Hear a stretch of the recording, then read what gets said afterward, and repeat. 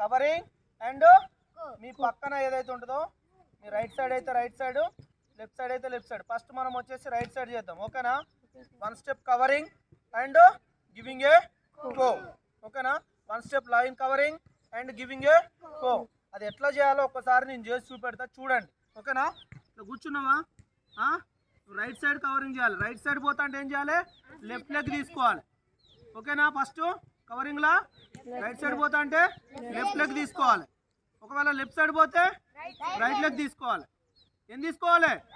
Right leg తీసుకోవాలి. So ఇప్పుడు right side చేస్తున్నాం కాబట్టి ఫస్ట్ లెఫ్ట్ లెగ్ ఇగో ఇట్లా కవర్ చేసినామా, 1 స్టెప్ ఇట్లా కవర్ చేసినామా, షోల్డర్ అన్ని ఫ్రీగా పెట్టుకోవాలి, బాడీ వెయిట్ ముందు ఉండాలి, ఓకేనా? సో దెన్ ఇంకో లెఫ్ట్ రైట్ తీసుకున్నాం అండ్ గివింగ్ ఏ గో, ఓకేనా? సో ఈ స్కిల్ చేయండి, ఓకేనా? ఓకేనా? అర్థమైంది కదా? Next match, next match, next match.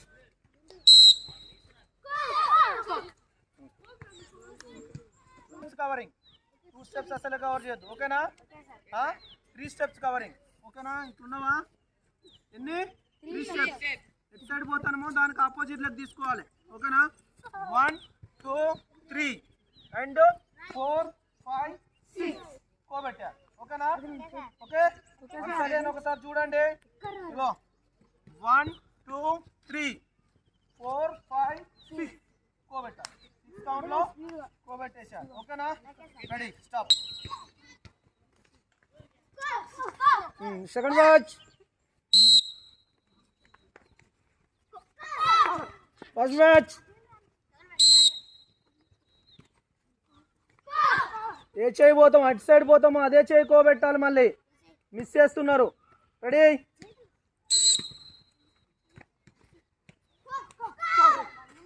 Ready. Hands గట్టిగా పట్టుకోకండి, ఫ్రీగా ఉండాలి మంచిగా.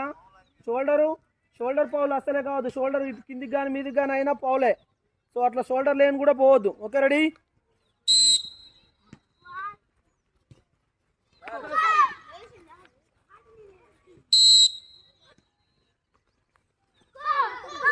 ఓకే.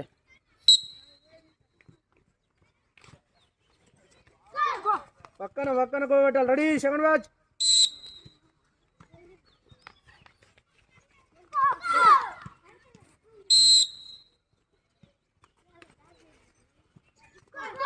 ఏం కవర్ చేస్తున్నావు?